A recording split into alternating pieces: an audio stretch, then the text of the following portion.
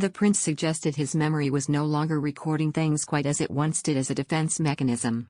Prince Harry has admitted to suffering from a spotty memory when writing his bombshell memoir, but insisted his version of events has just as much truth as so-called objective facts. The Duke defended possible inaccuracies in his book, Spare, which was released in the UK yesterday, as misremembering details, particularly surrounding his mother Princess Diana's death. As he described a trip to the late Queen's Scottish estate Balmoral in 1997, Harry said he could recall landscape, geography, architecture in crisp detail, but struggled with dates and dialogue.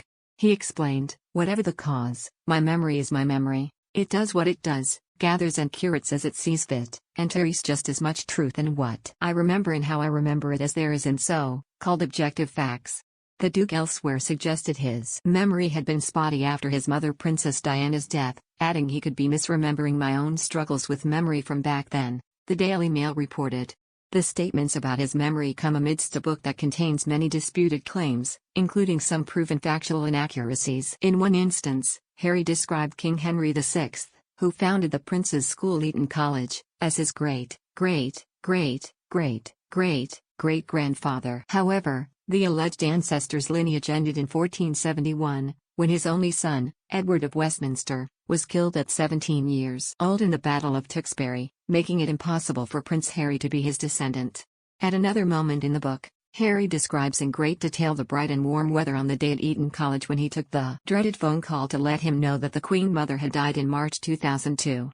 However, news reports, as well as a statement released by King Charles' spokeswoman at the time, indicate that Prince Harry was, in fact, skiing in Switzerland when the Queen Mother died. Harry was photographed arriving back in the UK a day later, after the point at which the news was made public and Charles had been confirmed to have received it. In Spare, Harry wrote, "At Eton, while studying, I took a call. I wish I could remember whose voice was at the other end. A courtier's, I believe. I recall that it was just before Easter, the weather was bright and warm, light slanting through my window, filled with vivid colors. Your Royal Highness, the Queen Mother has died." But at the time in 2002, Buckingham Palace issued the following statement: "The Queen, with the greatest sadness, has asked for the following announcement to be made immediately. Her beloved mother, Queen Elizabeth, died peacefully in her sleep this afternoon." The then Prince of Wales' spokeswoman issued a statement from Closters later that day, where he was staying with both of his sons, adding, "He, Charles, is devastated. His only wish is to get home as soon as he can." Prince Harry was even taken on by retailer TK Maxx, after he claimed to be particularly fond of their annual sale, only for a spokesperson for the company to tell Express.co.uk, "Whilst we're delighted Prince Harry is a big fan, we thought we should explain we don't actually do sales. Instead, we offer great value, style, and savings all year round." The prince also claimed to have received an Xbox as a last birthday present from Princess Diana before she died in 1997, despite the fact that the console was not released until 2001, nor was it announced until 2000. On this point the prince did concede, "That's the story, anyway.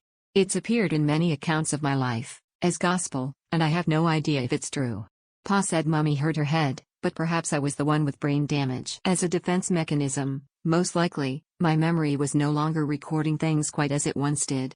Other details in the book have been refuted by unnamed royal sources, including Harry's description of when he heard his grandmother, Queen Elizabeth II, had died.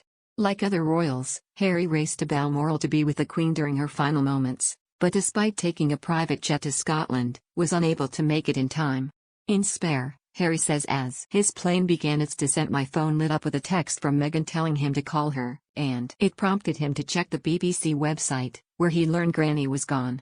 Pa was king.